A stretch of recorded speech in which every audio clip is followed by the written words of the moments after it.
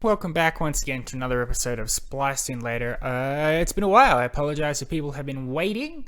It's been over a week since my last ep. Completely unavoidable. Things just got away from me there. But we're back, and we're going to be firing on all cylinders from this week onwards, because for the next 5 weeks, I think, we've got movies to review, and one week even has 2 movies coming out.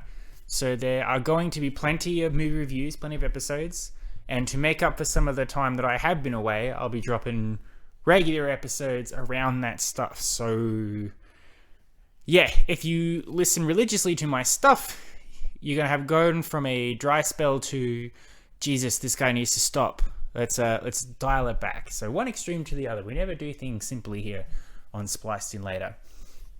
And saying that is what leads me into today's episode, because it makes me a liar of sorts. When I realized last week that I wasn't going to be able to drop a new episode that week, I put a little post on YouTube, which I never do. And every time I do, I forget how I did it. So I have to ask somebody later on how I did it so I can do it again. If that doesn't prove to you that I am certainly not on here on YouTube, on Spotify or anything to turn this into a career or make money, that should be your first clue there, really.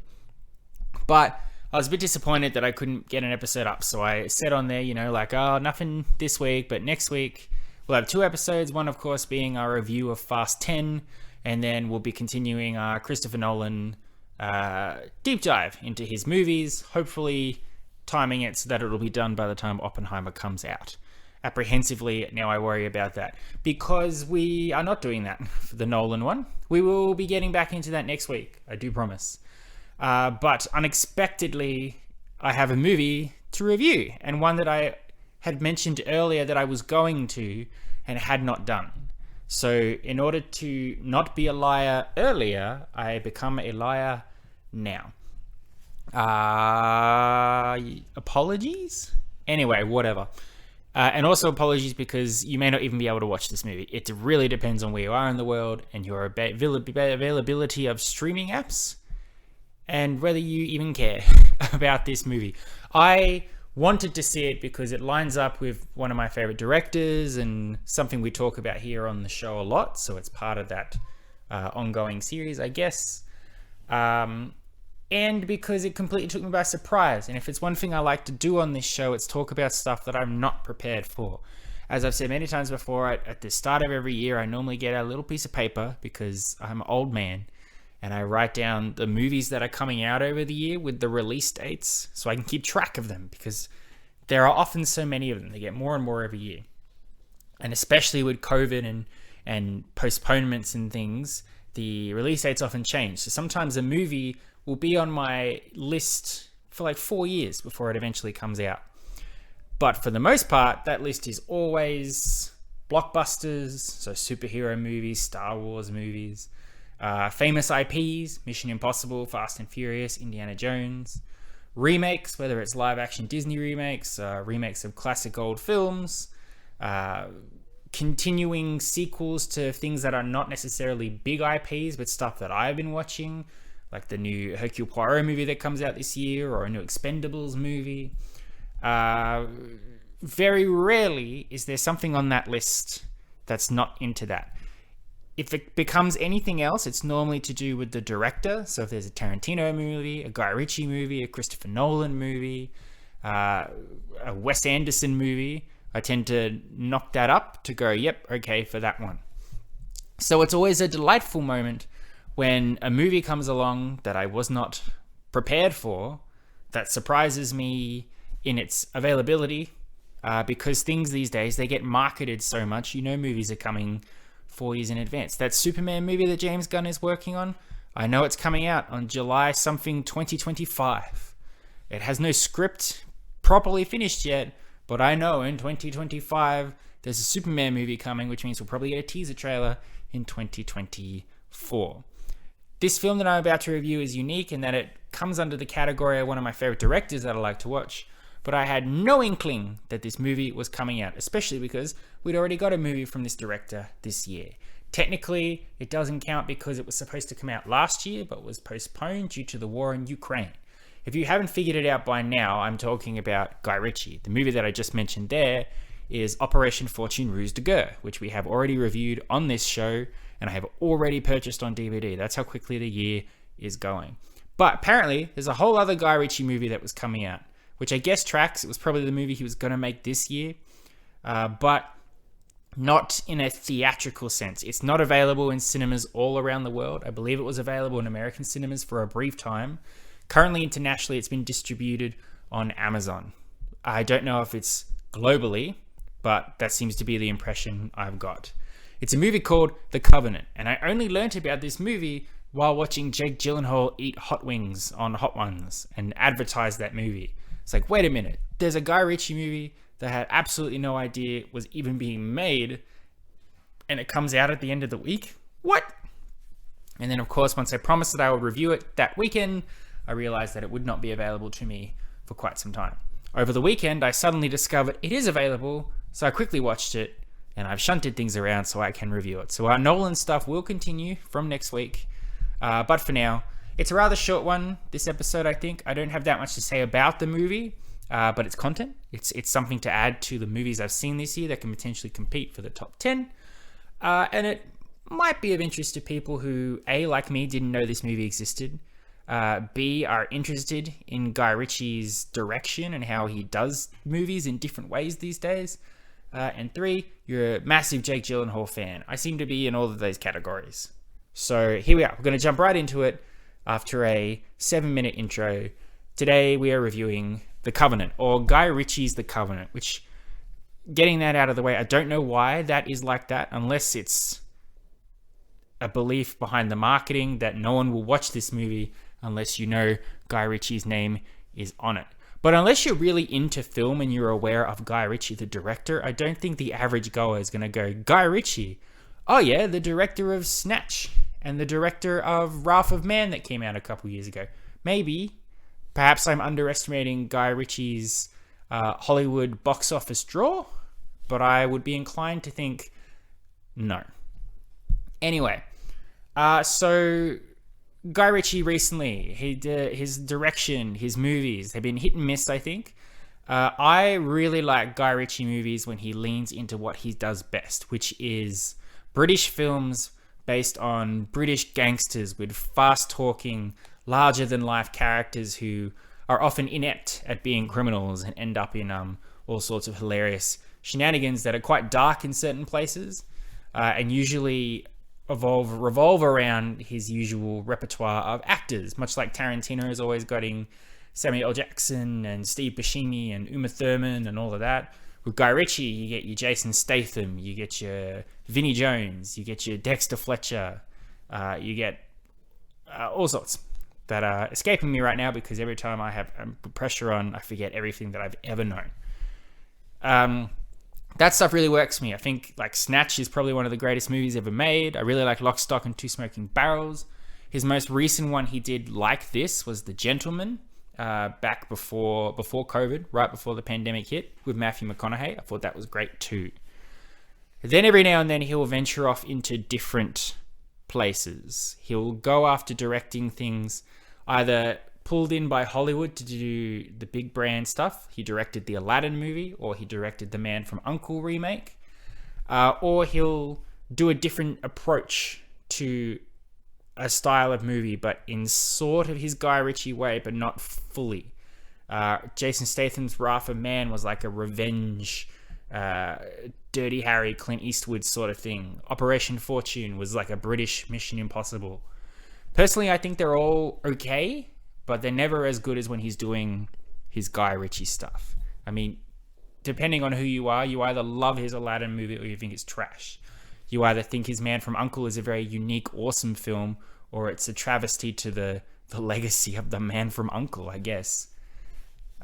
So with this film, The Covenant, we're going in the complete opposite direction of what I want from a Guy Ritchie film. He's not doing his tough guy, British criminal caper comedy banter thing.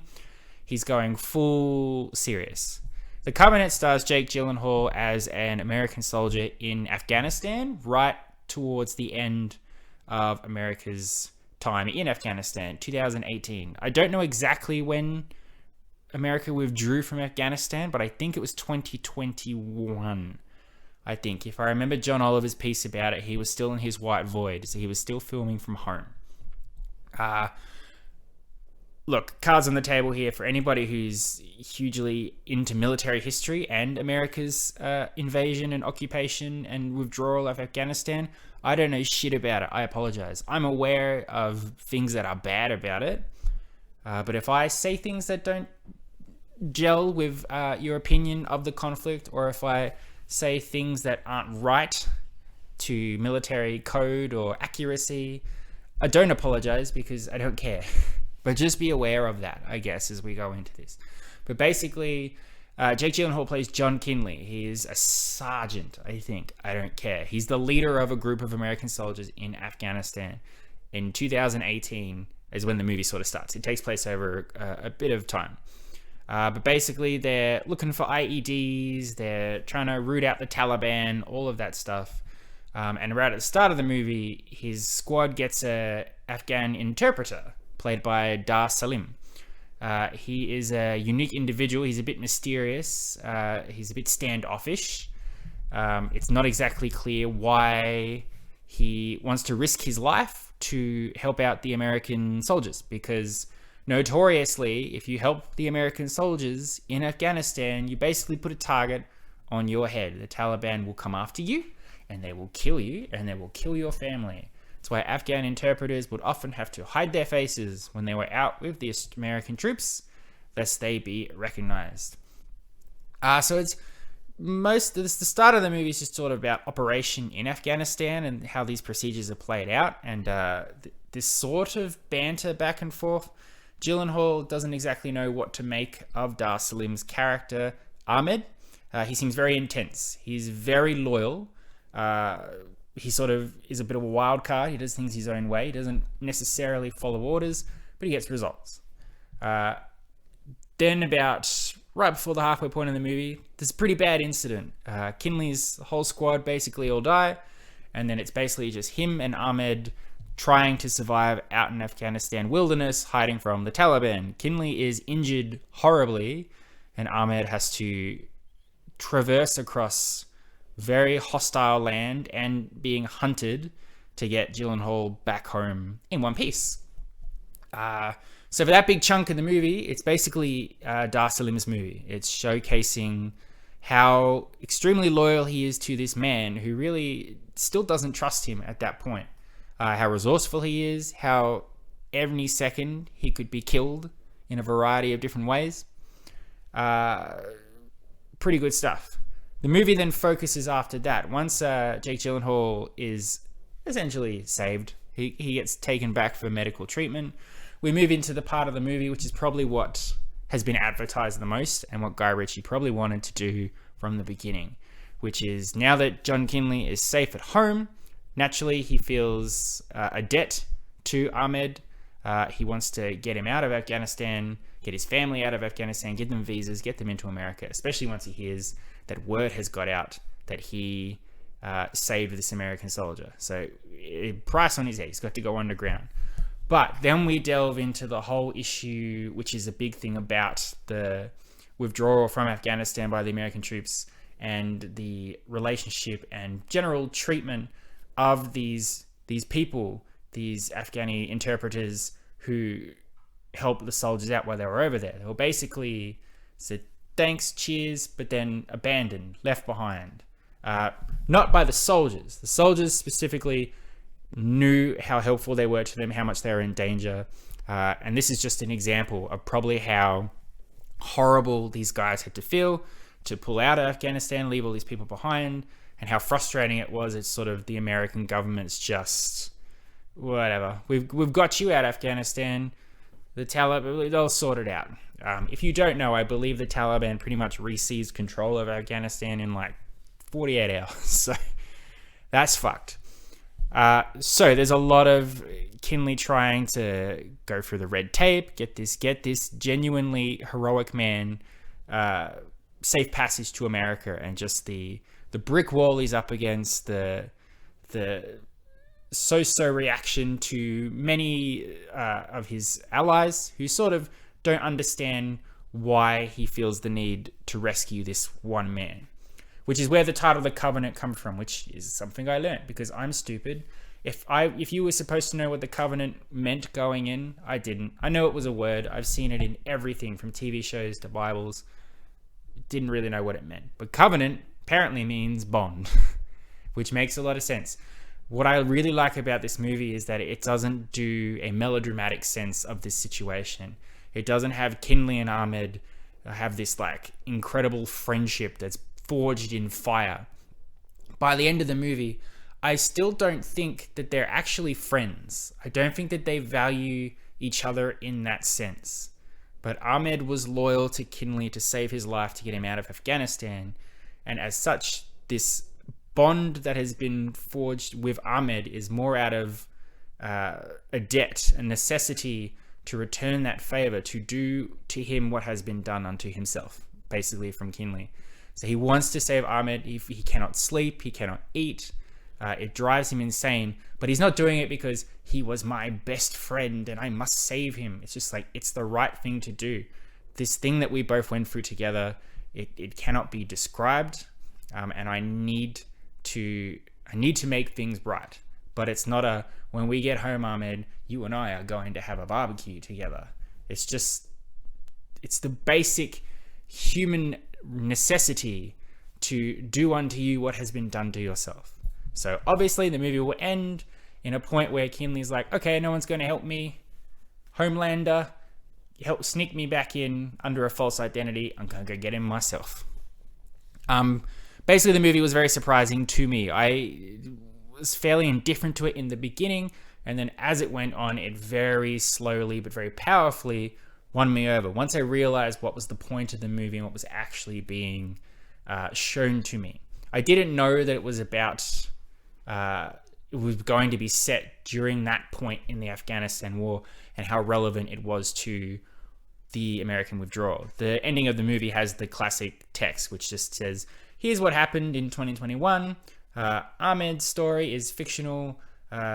People like him were beheaded in the streets. There are still so many people trapped over there that just cannot get into America because the government is a piece of shit. So having a understanding of that, and look, I'm not going to stand on a hill with a sign and be like, I'm completely disgusted. That would be lying, because I just don't have that information to know how bad it was. But this movie sort of picked at that thing that was in my head that knew that the whole situation was fucked and really showed me why in a really engaging and powerful character drama story. In terms of Guy Ritchie's direction, apart from some very unique Guy Ritchie style shots where he like pushes in on someone when they're having a monologue and then pull back, you wouldn't know it was directed by him, apart from his big bloody name plastered on the title screen above The Covenant. Get that down. Just call it The Covenant. It doesn't need to be Guy Ritchie's The Covenant. Which sort of works, because with his other movies, he's tried to keep his style in the movie he's doing, but it doesn't necessarily work for the genre that he's doing. Guy Ritchie's style is very much in the live-action Aladdin, especially in some of the dialogue and song and dance numbers, and it does not really work for me. But when it has in the banter of the two spies and the man from U.N.C.L.E. works perfectly. I think what really works for this movie is that clearly Guy Ritchie wanted to tell this story. I don't know if it's based on a real story. It could be based on an actual thing. I do not know. I don't remember it saying anywhere in the movie this is based on a true story. It's probably got some inspiration from some stuff for sure. But the focus on this movie is not to create a dazzling spectacle of a movie with clever banter or stuff that he's normally used to. It's a very bare bones, rough, here's a story. Here's a simple story between an American soldier and an Afghani interpreter. What they went through together in the closing days of the Afghanistan war, how that created a bond between them that was completely unshakable, a debt that had to be repaid, and what each went through to prove their loyalty to the other. And when you get sucked into that, it doesn't matter who's directing it. It doesn't matter how the story is being told, as long as it's effectively portrayed to you. And whether it's the performances of Jake Gyllenhaal or Dar Salim, who each get their moment in this movie to really show you their powerful performances, their motivations here. As I said, the first big action set piece is entirely Dar Salim's movie. Jake Gyllenhaal just sort of lies in a wagon, and then after that, it's like seeing the raw emotion of Gyllenhaal when he's back in America, trying to find out what happened to this guy and do anything to just simply get the guy a visa and get him out of danger before he's beheaded. It's intense stuff. There's some good monologues. There's some good screaming and yelling. The movie right up until the closing few seconds of the last scene is pretty intense, and you don't really know if anybody's going to make it out in one piece, what's actually going to happen. But it leaves you thinking. It definitely will make you think about America's entire role in the Afghanistan war, that relationship between American soldiers and the Afghani interpreters who helped them out over there, and how those people were essentially abandoned while everybody got out of Dodge, essentially. As I said, in the beginning, I wasn't struggling with it. I just thought it's a generic military sort of movie when it was just operations in Afghanistan, how things are going on. But once it pushes in, basically, once it moves Kinley's entire squad off the board into the deads, and it's just these two guys and their respective stories, suddenly it gets a million times more interesting, more engaging, more powerful, and it sticks with you. It took me a while to actually figure out where it was going to be on my list of ranked movies that I'd seen this year, and surprisingly, based on how it stuck with me and how I feel about it, it's leapfrogged over a couple of other movies. Now, the competition isn't that fierce yet. There's been some stinkers this year, but it's well earned where it is on the list. I'm surprised and happy because, again, I didn't know this movie existed a month ago. As I said, I don't know, as you listen to this, how everybody can watch it. It should be available on Amazon if you've got it. Otherwise, I'm sure there's a way you could watch it. Who knows? The internet is a wonderful place. Frustratingly, you probably can't watch it in the cinemas unless you're in America, and I feel like that period has run its course, especially with the big blockbusters about to hit over the next few weeks. But if you have the time and if you're intrigued, I definitely would recommend this film. I think I give it an 8 out of 10. A solid, surprising film that had me engaged. Great performances from Jake Gyllenhaal and Dar Salim. Interesting movie from Guy Ritchie. I wouldn't say his direction is interesting because it's very restrained, but I guess that works in his favor for once. Just take your goddamn name off the movie title. That would be good. It's not Guy Ritchie's The Covenant. Just The Covenant would be fine. There you are. Thank you very much for listening. I hope you've enjoyed. I'll be back in a couple of days for the hotly anticipated review, speaking of blockbusters, of Fast 10. Fast 10 your seatbelts. I don't know how soon that will be, depending on how long the movie is and how late I get back from seeing it this coming Thursday. The review might not get out to you until a little bit after that. It depends on how willing I am to sit down and review it. If the movie's great and I'm jumping on adrenaline, you might get it sooner rather than later. But you will definitely have it at some point before the end of the week. So be sure to keep your eyes and ears posted for that. But until then, love and appreciate you as always. Thank you for listening to my review. As I said, we've got plenty of episodes coming from this point onwards. So be sure to look out because you will be annoyed by it by the end, by how many episodes I have. Until Fast 10, you've been spliced in later. Adios, muchachos. I'll catch you next time.